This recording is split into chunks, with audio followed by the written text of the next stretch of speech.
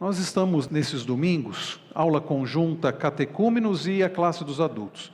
Em breve, Reverendo Wilson vai reassumir a classe dos adultos para iniciar o panorama bíblico do Novo Testamento. Nós estamos organizando as salas lá em cima para caber aí a classe de catecúmenos. Mas como eu comecei, eu acho que até a gente já deve ter sala lá em cima para catecúmenos, mas como eu comecei aqui os solas da Reforma, eu vou terminar. São apenas 5 solas, nós já tratamos de 2. Então, ainda esse domingo e mais 2 domingos, nós vamos ter classe conjunta aqui. Terminando os solas da Reforma, a classe de catecúmenos vai subir e a classe dos adultos vai dar continuidade com o panorama do Novo Testamento. Ano passado, nós tivemos aqui na classe dos adultos panorama do Antigo Testamento e foi uma grande bênção, né? Através do Reverendo Wilson, Reverendo Wellington, e se Deus permitir, daqui a 3 domingos, então, vai retomar aqui a classe dos adultos. Nós já falamos sobre os 2 primeiros somentes da Reforma. O sola Escritura, somente a Escritura, ou seja, somente a Escritura tem autoridade sobre as nossas vidas. A palavra de Deus é palavra final, não é a palavra de padres, de pastores, é a palavra de Deus que tem toda a autoridade, ela é inspirada e inerrante. E falamos sobre o sola, qual foi o da semana passada? Sola gratia, somente a graça. Somos salvos não por aquilo que fazemos de bom, mas por aquilo que Cristo fez, né? José apontava para Cristo. José não era um salvador, ele apontava para o Salvador. Foi um instrumento que Deus usou para a preservação do seu povo, mas José apontava para o Salvador maior, ou para o Salvador verdadeiro, o Redentor, que é Cristo Jesus. E hoje, então, somente a fé. Nós vimos na semana passada que nós somos salvos somente pela graça de Deus, através da fé em Jesus Cristo. Então, daí o sola fide, ou somente a fé. Lembrando, irmãos, que estes somentes da Reforma, que foram organizados ali, produzidos a partir do século XVI, eles surgiram como uma resposta ao que acontecia nos dias lá de Martinho Lutero, no século XVI, por causa dos desvios que a igreja cristã da época, a igreja católica apostólica romana, estava enfrentando. Só que, infelizmente, ao invés de aceitarem, a liderança aceitar, as palavras de Lutero, dos reformadores, que daquilo que estava errado eles precisavam voltar para as Escrituras, eles preferiram excomungar Lutero e então daí surgiu a igreja reformada, ou o movimento reformado, protestante, aliás, o movimento protestante. E dentre os desvios da igreja, nós vimos que somente as Escrituras foi uma resposta à ideia de que somente o Papa tem a palavra de autoridade final. Somente a graça foi uma resposta à ideia de que nós precisamos praticar coisas boas para sermos salvos, como é ensinado até hoje, nos dias de hoje, e é triste porque aquilo que os reformadores combateram no século XVI, do catolicismo apostólico romano, continua hoje em igrejas evangélicas, igrejas chamadas protestantes, que acabam como que vendendo a fé, vendendo bênçãos. Olha, daqui a sua oferta, o seu dízimo, para Deus te abençoar. Então, os desvios continuam até hoje, por isso que a ideia de igreja reformada, sempre se reformando, sempre voltando às Escrituras, não é inovando. Nós, meus irmãos, precisamos, como igreja, como crentes em Cristo Jesus, sempre retornar para a Escritura. Se começa a desviar, volta. Não se desvia não, volta para as Escrituras. É por isso que uma igreja bíblica é uma igreja baseada nas Escrituras, e se tem alguma coisa fora, tem que logo voltar para as Escrituras. É por isso que na igreja reformada, todo membro da igreja tem não somente o direito, mas como dever de apontar algum desvio. Olha, isso aqui está errado, isso que foi cantado não está certo, isso que foi pregado, olha, não é bíblico, para que possa sempre voltar. E nenhum líder pode dizer, não, eu não aceito a repreensão. O que eu falo é palavra final, não. A Bíblia é a autoridade. Por isso que nós temos que acatar, se houver algo, se for falado algo, olha, isso precisa ser corrigido, e de fato precisar, nós precisamos corrigir, precisamos voltar para as Escrituras. Bem, somente a fé também é uma resposta a ensinos errados daquela época, como nós veremos. Vamos começar aqui com a palavra do Senhor, palavras do profeta Abacuque. Eis o soberbo, sua alma não é reta nele, mas o justo viverá pela sua fé. Palavras de Abacuque, o justo viverá pela sua fé. O apóstolo Paulo repete essas palavras anos e anos depois, escrevendo a sua carta aos Romanos, ele diz: pois não me envergonho do Evangelho, porque é o poder de Deus para a salvação de todo aquele que crê, primeiro do judeu e também do grego, visto que a justiça de Deus se revela no Evangelho, de fé em fé, como está escrito, o justo viverá por fé. Os irmãos que têm acompanhado, que têm frequentado os cultos da noite, ou que têm acompanhado pela internet os cultos da noite, nós temos a exposição do livro de Atos. E nós já passamos pela passagem onde o apóstolo Paulo, Saulo, antes perseguidor da igreja de Jesus Cristo. Saulo era um judeu muito zeloso, era fariseu, da ordem dos fariseus, era alguém que interpretava o Antigo Testamento, que era o que eles tinham na época, o Antigo Testamento, interpretava, por exemplo, as palavras lá de Deuteronômio, se não me falha a memória de Deuteronômio, que diz assim: maldito todo aquele que for pendurado no madeiro. Paulo, quando ouviu do cristianismo, quando ouviu sobre um certo nazareno que foi crucificado, Jesus, Paulo disse assim: bom, se a Bíblia diz maldito, se o Antigo Testamento diz maldito todo aquele que for pendurado no madeiro, logo esse nazareno que foi crucificado era um maldito, logo o cristianismo na cabeça de Saulo era uma seita, era uma heresia, era uma religião errada, estava em desacordo com o judaísmo. Então Saulo foi um perseguidor dos cristãos, acreditando que o cristianismo era errado. Saulo, interpretando equivocadamente o Antigo Testamento, não tendo a compreensão correta, ele entendia, como fariseu que era, como os demais fariseus entendiam, que ele precisava se esforçar, ser zeloso para alcançar a salvação. E ele tentou, e ele era muito zeloso. E o que ele fez entendendo que ele estava correto. Até que um dia, quando ele estava a caminho de Damasco, o Senhor Jesus apareceu para ele. Muitos dizem, caiu do cavalo. O texto não diz que Paulo caiu do cavalo. O texto diz que caiu ao chão, ficou sem enxergar. Jesus mesmo falou com ele, falou: Saulo, Saulo, por que me persegues? E ele pergunta: quem é o Senhor que está dizendo que eu persigo? Jesus responde: eu sou Jesus Cristo, eu sou Jesus a quem você persegue. E aí Jesus tratou do coração daquele homem, ele foi convertido.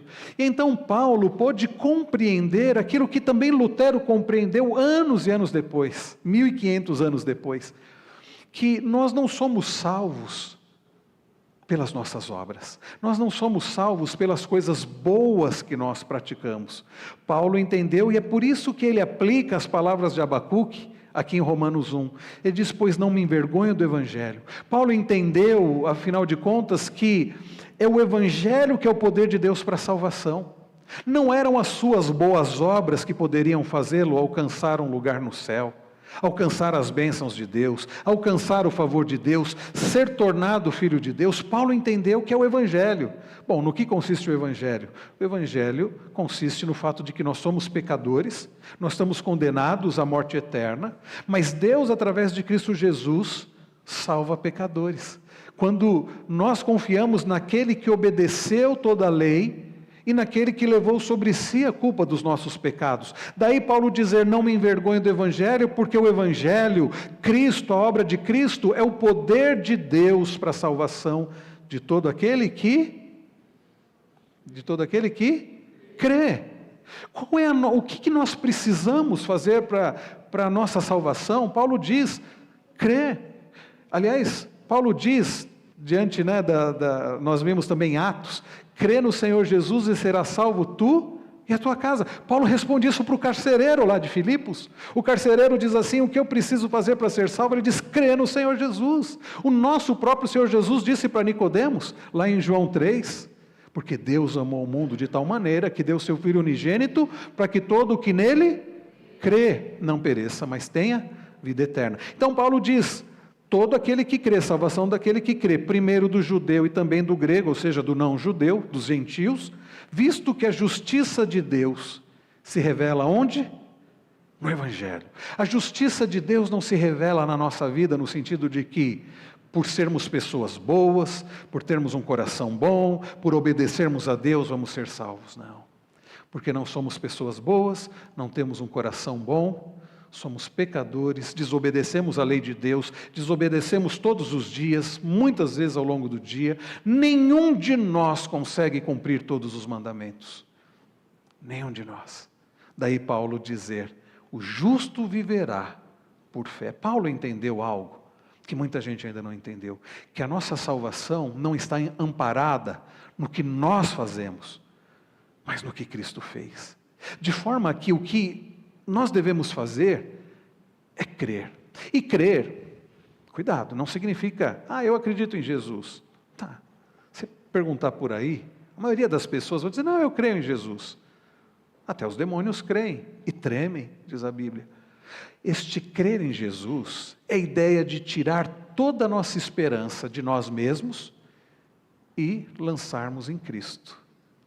É depositar toda a nossa confiança e esperança de salvação em Cristo. É tirar toda a nossa esperança de salvação de nós mesmos. É de fato compreender que nós não podemos fazer nada por nós mesmos de bom para a nossa salvação. E depositar somente em Cristo. O justo viverá por fé. Foi esta passagem que explodiu no coração de Lutero, 1500 anos depois, quando Lutero, que tanto tentou, eu falei sobre isso semana passada, né? Tanto tentou alcançar a justiça de Deus pelas boas obras, pelas penitências, e aí Lutero compreende que a salvação não é por aquilo que ele podia fazer de bom, mas na fé, através da fé, naquele que já fez tudo de bom, naquele que é perfeito. Bem, no século XVI, Martinho Lutero e seus companheiros reformadores levantaram-se contra a corrupção que dominava o catolicismo romano. O que era ensinado lá? Que a pessoa, e é ensinado até hoje, para você ser salvo. Diz assim, você precisa crer em Cristo? Precisa crer em Cristo. Mas precisa comungar, precisa fazer uma série de ritos para que você seja salvo.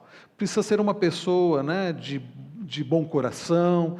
Isso a gente vê no catolicismo apostólico romano, no espiritismo, em várias religiões. E se vocês perceberem, as religiões em si são meritórias. Você precisa fazer algo para receber, para merecer. Mas é triste pensar que em muitas igrejas denominadas protestantes ou evangélicas, isso também é ensinado. Olha, para você ser salvo, você precisa abrir o coração para Jesus, precisa fazer isso. Para você não perder a salvação, você precisa se manter ali. Cuidado, hein? Eu fico pensando, irmãos, quem de nós tem condições de ganhar a salvação por coisas que nós fazemos de bom e de manter a nossa salvação? Quem de nós? Quem de nós? Nenhum de nós. De maneira que aquilo que Lutero entendeu, que Paulo entendeu muitos anos antes, 1500 anos antes, e Lutero entendeu há 500 anos atrás, e que muita gente não entendeu hoje, é que não é por aquilo que nós fazemos de bom, mas por aquilo que Cristo já realizou na cruz. O Evangelho da Graça, nos dias de Lutero, havia sido subvertido e em seu lugar instituído um sistema sacramental de justiça pelas obras. O presbítero Vlander, no curso de Catecúmenos 2, ele detalha muito isso, os ritos, né, dentro do catolicismo apostólico romano, que leva para que a pessoa possa cumprir tudo isso para que ela seja salva. Mas isso, como eu disse, infelizmente, não é característica do romanismo. Muitas outras religiões, dentro do evangelicalismo brasileiro, por exemplo, colocam esse fardo sobre as pessoas. Nós temos recebido aqui gente vinda de tantas denominações e que dizem isso lá. Eu era ensinado que eu precisava me esforçar para ser salvo, que eu precisava permanecer ali vivendo certinho para não perder a salvação, que eu precisava fazer sacrifícios de fé e ofertas para obter o favor de Deus. Como é triste, irmãos, pensar que 500 anos depois da Reforma Protestante, aquilo que os reformadores combateram, continua nos dias de hoje, se repetindo nos dias de hoje, dentro do evangelicalismo. Então, como muitos outros no século XVI, no início Lutero acreditava que a estrada para a salvação dependia do seu próprio esforço. Daí, como nós falamos na semana passada, todas as penitências, o autoflagelamento, todo o esforço que Lutero, por muitos anos, né, teve. Lutero, não sei quantos irmãos conhecem a história de Lutero, mas Lutero era um jovem que estudava direito, e um dia ele estava num campo da Alemanha, e uma chuva, raios, e ele com medo de morrer ali, ele clamou a Santa Ana, e ele disse assim: Santa Ana, me protege, e se me proteger eu vou virar um sacerdote. E o raio caiu próximo dele, mas não o atingiu. E aí ele entendeu que aquilo tinha sido obra de Santa Ana. E aí ele cumpriu o voto e se tornou um sacerdote católico, um monge agustiniano. E a partir dali ele viveu em busca de alcançar a justificação através das suas obras.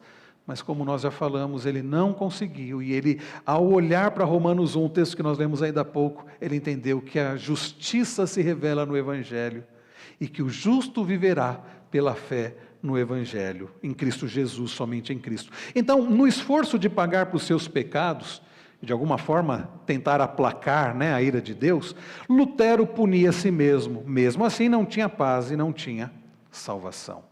Como posso me apresentar justo diante de Deus? É esta a pergunta.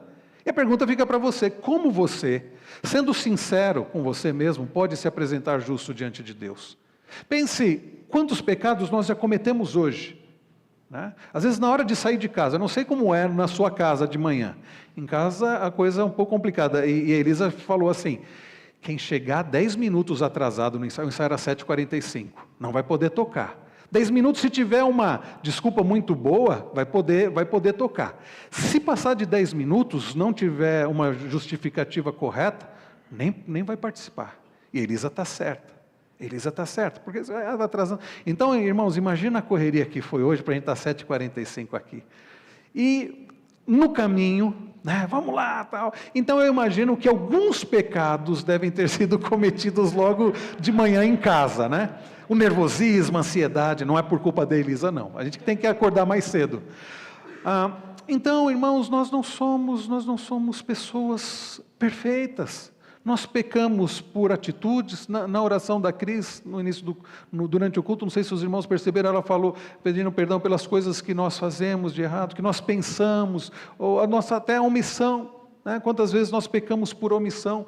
Então nós não temos como nos apresentar justos diante de Deus. Eu já fiz aqui essa continha com vocês. Se nós pecássemos, imaginem só, precisa ser muito santo, se a gente cometesse apenas 3 pecados por dia. Como eu falo, né? Às vezes logo que a gente acorda, a gente já comete 3 pecados. Mas imagine se a gente fosse uma pessoa muito santa, quase que um semideus. 3 pecados por dia. Você comete um pecado de manhã, um à tarde e um à noite. Difícil isso, né? Mas digamos que você consiga, muito santo consegue, ao longo de um mês. Você multiplica 3 por 30, vamos colocar ao longo de um ano, vezes 365. Isso dá 1000 e alguma coisa. Mas vamos arredondar para baixo, 1000. Se você fosse muito santo e cometesse apenas 3 pecados por dia, durante um ano você teria pecado, pelo menos, então teria pecado 1000 pecados na sua conta. Eu fico pensando, se eu morresse hoje com 48 anos, se eu tivesse cometido só 3 pecados, eu chegaria diante de Deus com 48.000 pecados. E aí eu chegaria diante de Deus e Deus perguntaria, eu estou usando aqui, isso é a ilustração daquele evangelismo explosivo, né? Por que eu devo deixar você entrar no meu céu? Perguntaria o Senhor para mim. Como é que eu diria assim? Eu acho que eu sou uma pessoa boa, com 48.000 pecados. Bom, o problema é que eu acho que eu não cometi só 3 pecados por dia. E tem um problema maior. Um pecado bastaria para eu não entrar no céu. Um pecado bastaria. E nós já nascemos em pecado. Aí a pessoa diz assim, não, mas tudo bem, eu reconheço que eu peco, mas eu faço coisas boas. Aí tem uma outra ilustração do evangelismo explosivo, que diz assim, você vai preparar lá um omelete. Aí você pega um ovo, Quem não tem experiência na cozinha como eu, faria exatamente isso. Já ia abrindo, quebrando e abrindo na frigideira, né? Só que você faz 4, 5, no sexto ovo você faz isso, só que o ovo está choco, está podre. Quanto do omelete você perdeu? Tudo. Você tem que jogar tudo fora. As coisas supostamente boas que nós fazemos não anulam os nossos pecados. Então a pergunta continua: como posso me apresentar justo diante de Deus?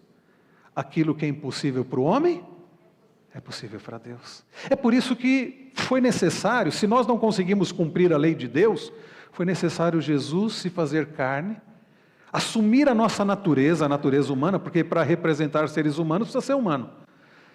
Foi necessário o próprio Deus assumir a nossa natureza e obedecer toda a lei em nosso lugar. Foi o que Jesus fez.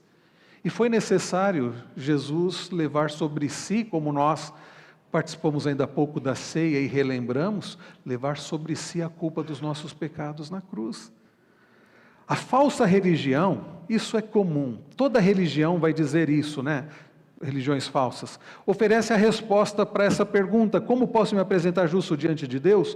Qual é a resposta? Seja bom, esforce-se mais, esforce-se um pouquinho mais que você vai chegar lá, hein?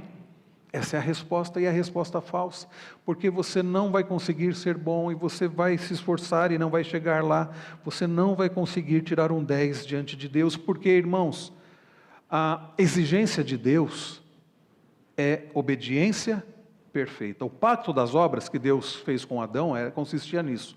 Adão precisava continuar obedecendo, Adão foi criado sem pecado, e bastava Adão continuar vivendo em obediência perfeita, que Adão continuaria tendo vida, ou seja, comunhão com Deus. Mas Adão falhou, Adão pecou. E é por isso que Paulo se refere a Jesus como o segundo Adão. Porque Adão, que foi criado sem pecado, falhou, quanto mais nós que já nascemos em pecado. Foi necessário Jesus vir a este mundo e obedecer de forma perfeita. A falsa religião, o falso evangelho, enfatiza o esforço humano e estabelece seu próprio e superficial padrão de justiça. Você deve se esforçar e deve fazer isso, isso e isso, para ser salvo ou para não perder a salvação. Bem, o verdadeiro evangelho enfatiza o fracasso do esforço humano. Por isso que o evangelho começa com a má notícia: nós somos pecadores.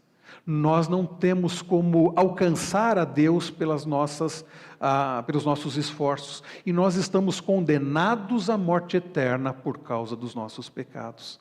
O Evangelho começa com, o Evangelho, que é a boa notícia, é uma boa notícia porque existe uma má notícia. Por causa dos nossos pecados, nós estamos condenados à morte eterna. Deus é o justo juiz. O salário do pecado é a morte, e todos pecaram. Tirando Jesus Cristo, ninguém mais que passou por esse mundo não pecou. Inclusive José, que nós olhamos para a vida dele agora há pouco, que apontava para Cristo, que era um tipo de Cristo, sombra de Cristo, mas que não era Cristo, que pecou. Então, somente Jesus não pecou, e o salário do pecado é a morte. Essa é a má notícia. E diante disso, fala: quem pode ser salvo? O que é impossível para os homens é possível para Deus. A salvação vem somente pela fé no Senhor Jesus. Os pecadores, portanto, são salvos, como nós vimos na semana passada, no Somente a Graça. Pela graça, nós não temos mérito algum, é a graça de Deus. Nós olhamos para Efésios 2, 8 e 9, né? Pela graça vocês são salvos, porém mediante a fé, independentemente, né, de suas próprias obras.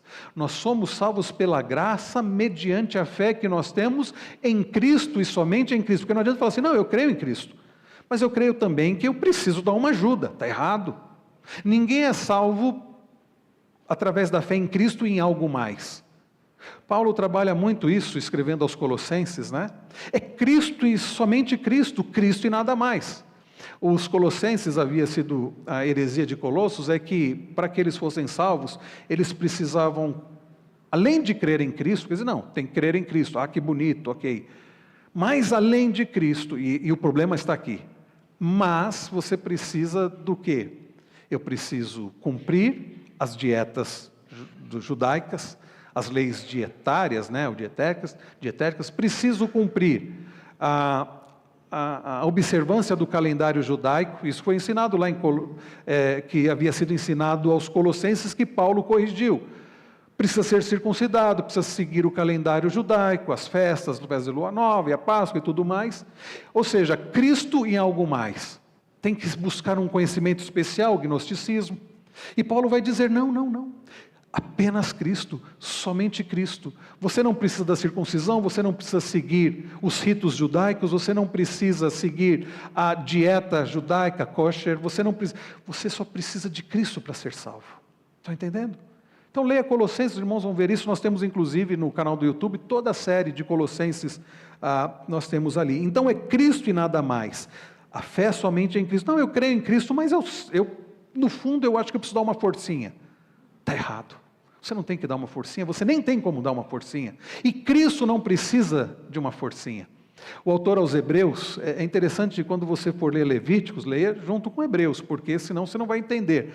O autor aos Hebreus mostra que todo aquele aspecto sacrificial do Antigo Testamento apontava para Cristo. O sumo sacerdote, que era humano, que era mortal, que era pecador, ele, ano após ano, ele entrava no Santo dos Santos, precisava se purificar, precisava oferecer sacrifício por si mesmo, porque ele era pecador, e por todo o povo.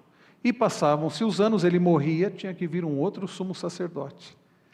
Jesus Cristo, o autor aos Hebreus, diz que ele é o nosso sumo sacerdote. Diferente dos sacerdotes da antiga aliança, Jesus Cristo não precisava oferecer sacrifício por si mesmo. Não precisou, por quê? Porque ele nunca pecou. Diferente dos sacerdotes da antiga aliança, Cristo não é mortal, ele sempre existiu. Diferente dos sacerdotes da antiga aliança, Cristo não precisou exercer vários sacrifícios, porque o sacrifício de Cristo na cruz foi completo, suficiente, único. Cristo, de uma vez por todas, levou sobre si, pagou todo o preço. Quinta-feira nós falamos sobre isso, estudando o Credo Apostólico. Mário, você citou até aquele texto, foi de Colossenses 2, 13 para frente, que Cristo, aliás, vamos ler, né, Mário, na quinta-feira nos lembrou desse texto de Colossenses. Vamos ler o que está escrito em Colossenses 2.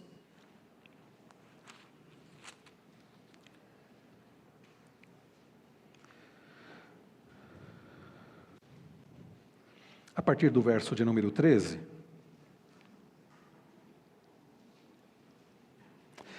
É Colossenses 2, a partir do verso 13. Alguém que tem a Bíblia na versão comemorativa da igreja, qual página que é, para ajudar quem? 1292, para quem tem a edição comemorativa, né? Paulo diz assim, e quando vocês estavam mortos nos seus pecados e na incircuncisão da carne, ele lhes deu vida juntamente com Cristo, perdoando todos os nossos pecados. Primeiro ponto, Paulo mostra que nem fomos nós que fomos até Cristo, porque qual era a nossa condição? Espiritualmente falando, nós estávamos mortos. Vocês já viram um morto pedir alguma coisa? Se você estiver num velório lá e alguém está lá o corpo e eu falo, traz uma água para mim, eu acho que você vai sair correndo, né? O morto não tem fome, não tem sede porque está morto. O morto não quer nada porque está morto. Paulo diz, e ele escreve isso também em Efésios 2, né? Nós estávamos mortos, delitos e pecados, Deus por causa do seu amor, né, nos deu vida, pela graça sois salvos. E aqui Paulo fala isso, nós estávamos mortos, Deus nos deu vida e juntamente com Cristo perdoando todos os nossos pecados. Ali o texto que o Mário lembrou na quinta-feira passada, creio, né, na remissão dos pecados, verso 14, cancelando o escrito de dívida que era contra nós, e que contava de ordenanças, o qual nos era prejudicial, removeu, olha a expressão que Paulo usa, removeu inteiramente, cravando-o na cruz, e despojando os principados e potestades, publicamente os expôs ao desprezo, triunfando sobre eles na cruz. Portanto, aí vem a conclusão de Paulo, que ninguém julgue vocês por causa da comida e bebida, ou dia de festa, ou lua nova, ou sábado, porque tudo isso tem sido sombra das coisas que haviam de vir. Porém, o corpo é de Cristo. Não deixem que ninguém se faça de árbitro para desqualificar vocês com pretexto de humildade, culto de anjos, baseando-se em visões, estando cheio de orgulho sem motivo algum na sua mente carnal, e não retendo a cabeça, a partir da qual todo o corpo suprido e bem vinculado por suas juntas e ligamentos cresce, o crescimento que vem de Deus. Então, Paulo está dizendo, não é pelas obras, não é pelas festas, vocês não precisam, além de crer em Cristo, de nada mais. O que Paulo ensina aos Colossenses? Somente Cristo. A fé somente em Cristo. Isso significa que agora salvo, eu posso viver de qualquer jeito? Não, nada disso. Aqueles que foram salvos pela fé, pela graça através da fé em Cristo, são chamados agora para uma vida de obediência. Mas percebam a ordem, nós não obedecemos para sermos salvos, nós somos salvos para obedecermos. Não foi isso que nós vimos semana passada, olhando para Efésios 2:8? Pela graça vocês são salvos mediante a fé. Isso não vem de vocês, é dom de Deus. Verso 9, não de obras, para que ninguém se glorie. Não, eu fui salvo porque eu obedeci. Mas aí vem o verso 10, nós fomos criados por Deus para as boas obras. Então ninguém é salvo pelas boas obras, mas é salvo pela graça através da fé, para agora vivermos nas boas obras. Senão eu perco a salvação? Não. As nossas obras, a nossa obediência, não é nem para obter a salvação, nem para manter a salvação, é evidência da salvação. Quem é salvo, quem pertence a Deus, quem tem o Espírito Santo, ele deseja obedecer. Ele é fortalecido através do Senhor, pelos meios de graça, para ter uma vida de obediência. Então, os pecadores são salvos pela graça, por meio da fé, independente de suas obras, perdoados pelo que Deus realizou através de Cristo. Está ficando claro para os irmãos? Está ficando claro? Alguém tem alguma pergunta? Temos um microfone ali, alguém levantou a mão, Marcos, alguém está ali, no fundo? Oi, bom dia. Bom dia. Meu nome é Valmir, estou congregando com vocês aqui tem alguns dias. Muito bom tê-lo conosco, viu? Seja muito bem-vindo. Minha dúvida é o seguinte, eu desde que eu nasci, eu sou filho de pastor pentecostal, e na minha juventude eu fui para uma igreja completamente ao contrário, bem modernista. Então eu conheço os extremos do que é essa relação de muita doutrina, muitas obras e nada de Bíblia. Legalismo e libertinagem. Isso, eu conheci esses extremos. Então agora eu estou começando a entender um pouco melhor como funciona o pensamento presbiteriano. A minha dúvida em relação àquela passagem de Tiago 2,14 que fala sobre você mostrar sua fé através das suas obras. Perfeito. Quais são especificamente essas obras que ele está citando nesse texto? Obrigado pela sua pergunta, é bastante interessante, porque há quem pense que Paulo esteja contradizendo, que Tiago esteja contradizendo Paulo, que Tiago esteja contradizendo Paulo, porque Paulo diz que nós somos salvos não pelas obras, mas pela graça, e Tiago está dizendo, olha, você precisa mostrar, a sua fé através das obras. Deixa eu só localizar aqui para mostrar o contexto, para a gente entender do que Tiago está falando ali. No capítulo 2, é um trecho assim, longo, mas para a gente entender, até para responder essa pergunta, mas Tiago já no capítulo 2 diz, meus irmãos, vocês não podem ter fé em nosso Senhor Jesus Cristo, o Senhor da glória, e ao mesmo tempo tratar as pessoas com parcialidade. O livro de Tiago, a carta de Tiago, ela é bastante prática, e ela vai mostrar como vivemos o Evangelho na prática. Me lembra o Sermão do Monte. Jesus está mostrando, lá no Sermão do Monte, Mateus capítulo 5-7, como é a vida na ética do reino. Ou seja, uma coisa a pessoa fala assim, não, eu amo a Deus, eu creio em Cristo, ok, mas eu não vejo na sua vida isso. É disso que Tiago está falando. Quando Paulo fala que nós somos salvos pela graça mediante a fé, e não por obras, Paulo está dizendo, nós somos salvos não por aquilo que nós fazemos de bom. Mas quando Paulo diz no verso 10 que para as boas obras nós fomos salvos, constitui exatamente isso que Tiago está falando. Que nós que temos fé em Jesus, não podemos tratar os irmãos com parcialidade. Tiago está dizendo, você tem fé em Jesus? Ok, você é salvo. Então, você vai viver uma vida que demonstra essa salvação, através da sua prática, entende? Porque uma coisa, não, eu sou salvo pela graça, eu creio em Cristo, mas eu não amo, eu não perdoo, opa, tem alguma coisa errada. Que fé é essa que não é evidenciada pelas obras? Então perceba, há uma diferença entre a fé evidenciar as nossas obras, falar que as nossas obras nos levam à fé, à salvação. A nossa salvação pela fé em Cristo vai ser evidenciada através de uma vida de obediência. Não é o contrário. Não é a nossa obediência que nos leva à salvação, a ter fé. Mas é a salvação, Deus nos dá a vida, nos dá a fé, nós cremos em Cristo, somos salvos e agora demonstramos a nossa salvação pela prática. E é disso que Tiago está tratando. Ou seja, ele diz, vocês não podem ter fé em nosso Senhor Jesus Cristo, o Senhor da glória, e ao mesmo tempo tratar as pessoas, os irmãos com parcialidade. Ou seja, tem alguma coisa errada. Porque se vocês têm fé no nosso Senhor Jesus Cristo, o Senhor da glória, esta fé deve levar vocês a uma prática do amor. E é o que ele vai construindo em todo o seu argumento, né? Aí ele vai falando, porque se entrar na sinagoga de vocês um homem com anéis de ouro, tá falando, ali acontecia acepção de pessoas, gente que era tratada de forma diferente. Olha, não, esses são especiais, esses vão ficar aqui na frente, esses vão participar do almoço especial da liderança, porque é gente que tem dinheiro, gente... Meus irmãos, no corpo de Cristo isso não pode existir. Tiago está mostrando que se há verdadeira salvação, essa verdadeira salvação, ela tem que ser evidenciada através das nossas atitudes. Se não está sendo evidenciado, será que houve verdadeira salvação? A questão é essa, né? Aí Tiago vai tratando disso ao longo de todo o capítulo. Eu vou passar um pouquinho à frente. Quando chega aqui, por exemplo... No verso 14 ele diz, meus irmãos, qual é o proveito se alguém disser que tem fé, mas não tiver obras? Ou seja, a pessoa diz, não, eu creio em Cristo, mas a vida da pessoa é como se ela fosse um incrédulo. Tem alguma coisa errada, não tem? Não, eu creio em Cristo, eu amo a Deus, mas eu não amo ninguém. Tem alguma coisa errada, é disso que Tiago está falando, não faz sentido isso. Será, pergunta ele, que essa fé pode salvá-lo? Ou seja, que fé é essa que não é demonstrada? É uma fé falsa, é uma falsa conversão. É por isso que nós somos chamados a examinar a nossa fé.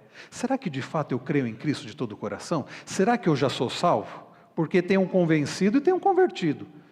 Se eu não amo ninguém, se eu não perdoo, se eu não tenho vontade de adorar a Deus com os meus irmãos, se eu não tenho temor a Deus, bom, tem alguma coisa errada. Não houve conversão, não houve salvação, não houve de fato, a pessoa não teve uma mudança, não é uma nova criatura. Porque se é uma nova criatura, não que nós nos tornemos perfeitos, longe disso, mas a gente sente, não é? Quando a gente peca, o Espírito Santo habita em nós, a gente sente o temor a Deus, a gente quer acertar. Tiago está dizendo, alguém que não pratica a justiça de Cristo, é alguém que não está evidenciando que foi salvo. Ele continua, verso 15, se um irmão ou uma irmã estiverem com falta de roupa e necessitando de alimento diário, e um de vocês lhes disser, vão em paz, tratem de se aquecer, de se alimentar bem, mas não lhes dão o necessário para o corpo, qual é o proveito disso? Assim também a fé, se não tiver obras, por si só está morta. Mas alguém dirá, você tem fé e eu tenho obras. Mostra-me essa sua fé sem as obras, e eu com as obras lhe mostrarei a minha fé. Você crê que Deus é um só? Faz muito bem. Até os demônios creem e tremem. Tiago está dizendo, a pessoa fala assim, não, eu tenho fé, mas eu não amo, eu não demonstro amor. Por que João vai trabalhar lá em 1 João? Os irmãos lembram? Nas suas epístolas, João vai falar exatamente isso. Olha só, um pouquinho para frente.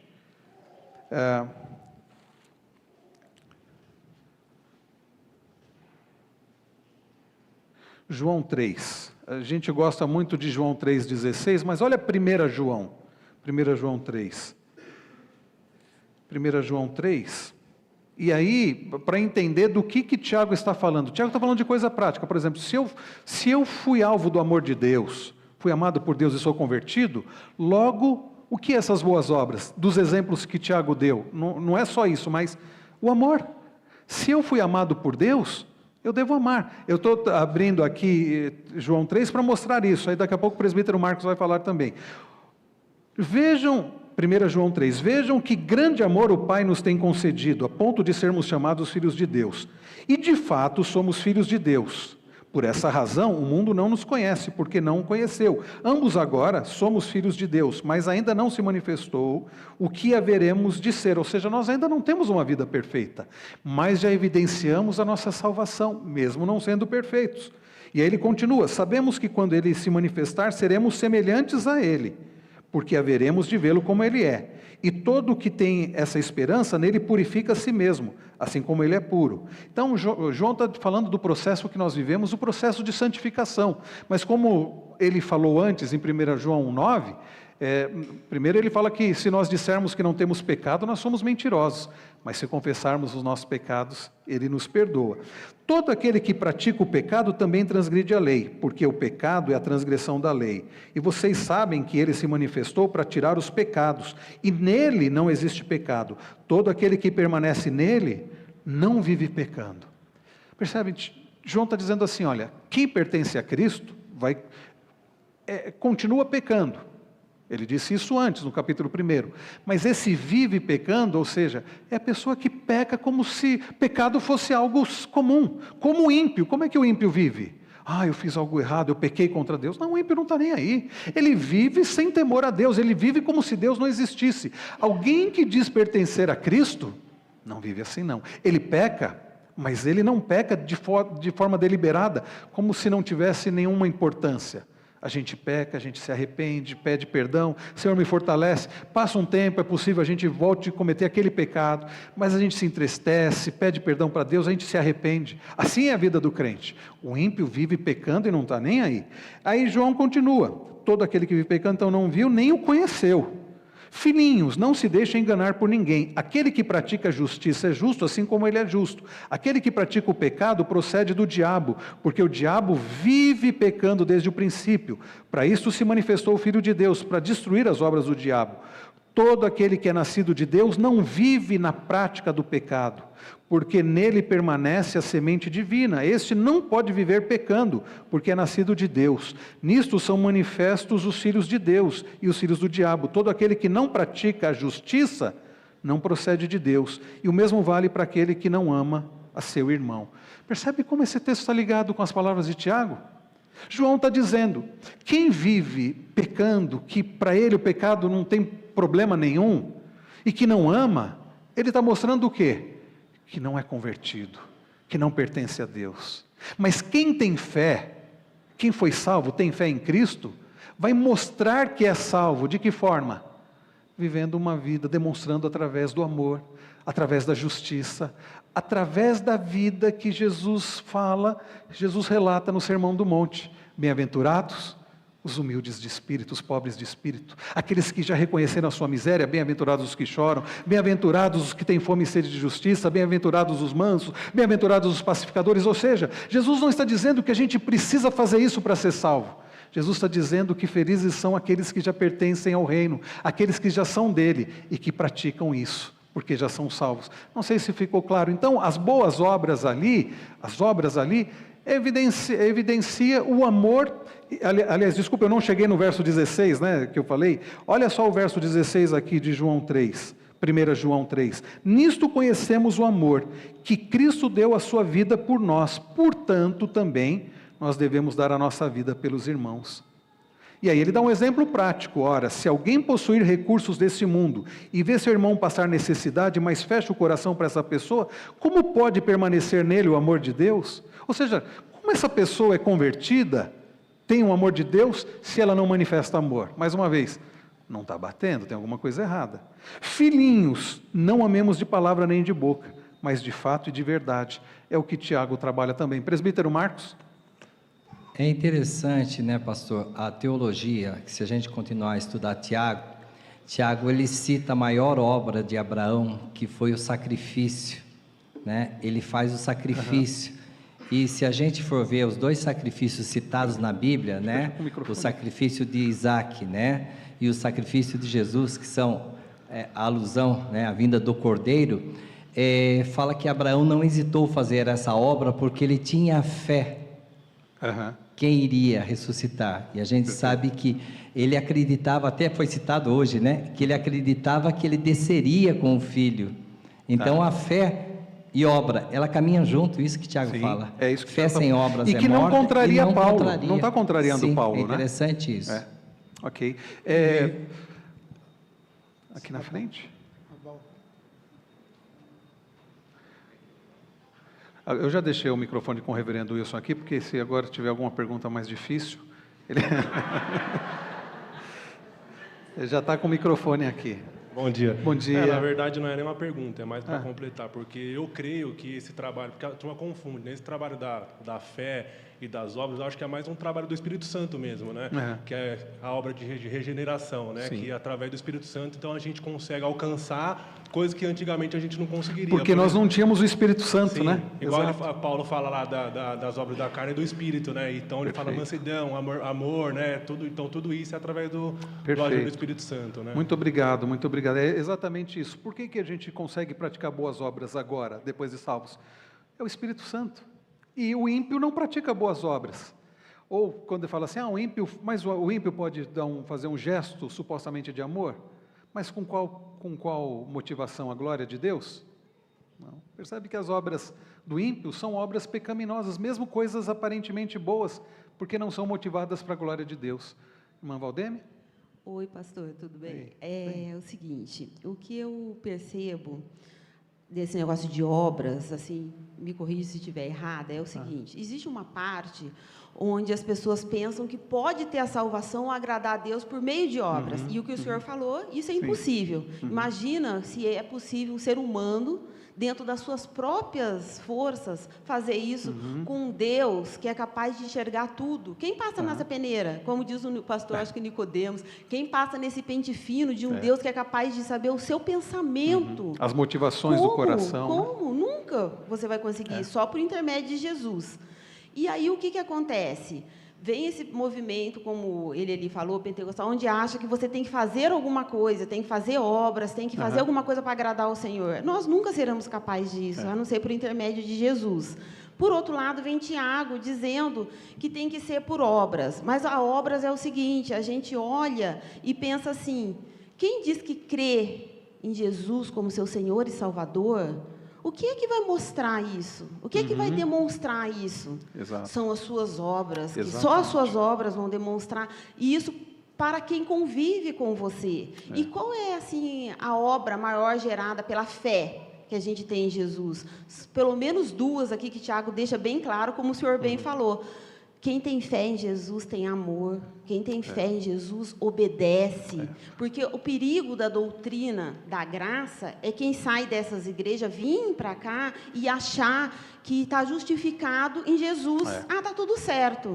Não é assim. Nunca será assim. Porque quem crê em Jesus, guarda os mandamentos. Quem crê em Jesus, guarda a lei do Senhor, tem fé, tem amor. Como o senhor disse, como que o senhor pode dizer que é crente e não ter misericórdia, não ter bondade, não ajudar o irmão que está passando necessidade, né? Não ter perdão, não se arrepender? Então, quer dizer, esse é um perigo, porque você só vai demonstrar que você crê em Jesus Cristo quando você tem uma vida digna.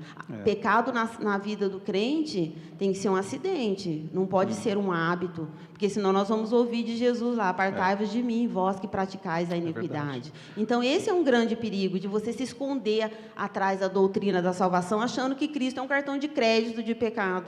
Esse é um grande perigo. Então, o que vai expressar que você tem isso? Essas obras que Tiago está aqui falando. É isso mesmo, Val, e como você disse, se a fé é evidenciada através das obras, esse é um grande perigo que, infelizmente, às vezes a gente vê acontecendo. Pessoas vindas de um ambiente de legalismo, você precisa fazer isso, aí tem contato com as doutrinas da graça, entendem, olha, a salvação é pela graça. Aí chegam aqui, bom, agora eu não preciso, lá naquela igreja que eu vinha, tinha que usar aquela roupa toda, e tinha isso, um monte de regras, agora eu estou livre. Aí a mulher vai logo colocando, a moça vai logo colocando uma saia curta, se enchendo de coisas que, não, agora é pela graça. Está errado. Nós somos salvos pela graça, e Paulo vai trabalhar isso escrevendo aos Gálatas. A gente não pode usar da liberdade para dar lugar para libertinagem, para a carne. Nós somos salvos pela graça para vivermos uma vida, e a Val sintetizou bem ali da ideia de Tiago, o amor e obediência. Eu agora salvo, eu não, sabendo que é pela graça, ao invés de eu viver de qualquer jeito, está liberado agora, posso beber, posso fazer o que eu quiser, não. Salvo pela graça, eu sou motivado ainda mais a uma vida de santidade, de obediência e de amor, porque Deus me salvou, sendo que eu não merecia. Agora eu devo dedicar minha vida em consagração a Ele. Então, cuidado, os irmãos que estão chegando, estão tendo contato com as doutrinas da graça. Graça não dá lugar para libertinagem. A liberdade não dá lugar para libertinagem, mas para a santidade, para a consagração, para uma vida de amor e obediência a Deus. Mais alguém? Vitor? Bom dia, reverendo. Eu tenho uma pergunta, por favor. Está ali no capítulo 2, Tiago 2, do versículo 21 em diante, que fala sobre a justificação de Abraão, e ele faz uma pergunta aqui, Tiago, não foi por obras que Abraão, o nosso pai, foi justificado quando ofereceu sobre o altar o próprio filho Isaque? E como que podemos conciliar esse tipo de justificação? Do que Tiago está falando quando ele está falando sobre a justificação? Ele está falando sobre a justificação pelas obras ou não?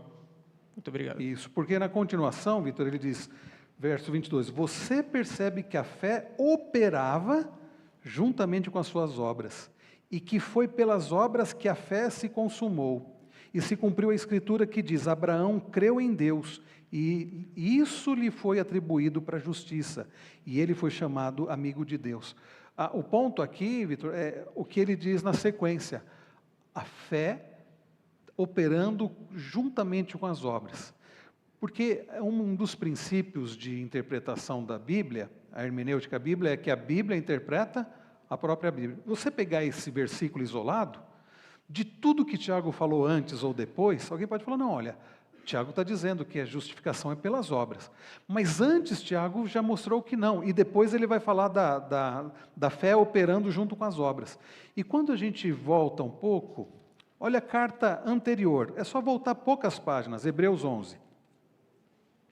Quando o autor aos Hebreus, não sabemos exatamente quem escreveu essa carta, vai falar dos exemplos de fé, ele coloca aqui Abel, ele coloca Enoque, né, no verso 5, ele fala de Noé no verso 7, aí olha o verso 8, pela fé Abraão, quando chamado, obedeceu, a fim de ir para um lugar que devia receber como herança, e partiu sem saber para onde ia. Percebam, olhem a ordem que o autor aos Hebreus coloca. Ele não diz assim, Abraão recebeu a ordem e foi, ele obedeceu. Ele diz, o que ele disse antes? Qual que é a primeira expressão aqui do verso 8? Pela fé. Percebe? Não foi por obras pelas suas obras propriamente que Abraão foi justificado. As obras que demonstraram a justificação dele só ocorreram por causa da fé. Primeiro a fé, depois as obras. Abraão foi capacitado não somente a crer, mas a fazer tudo o que ele fez. O texto continua, pela fé peregrinou na terra da promessa, como em terra alheia, habitando em tendas com Isaque e Jacó, herdeiros com ele da mesma promessa. Aliás, isso faz sentido. Por que Deus fez tudo o que fez na história que nós lemos ainda há pouco em Gênesis 37? Eles eram herdeiros da promessa. Como José seria morto se eles eram herdeiros da promessa?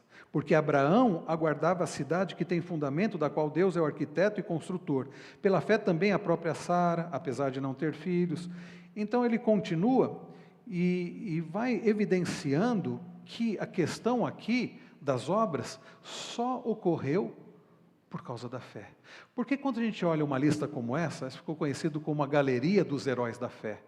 Quem desses citados aqui de fato prestou? Desculpe eu usar essa expressão, mas uma linguagem, quem desses falou, oh, não, esse foi perfeito? Quem deles?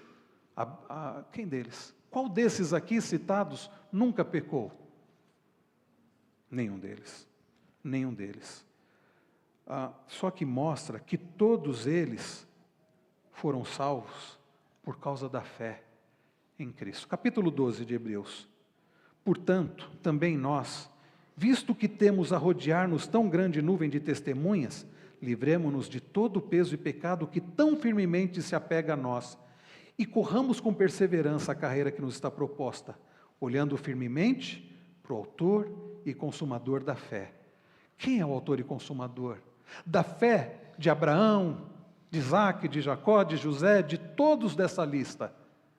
Jesus, o qual em troca da alegria que lhe estava proposta, suportou a cruz, sem se importar com a vergonha, e agora está assentado à direita do trono de Deus. Portanto, pensem naquele que suportou tamanha oposição dos pecadores contra si mesmo, para que vocês não se cansem nem desanimem.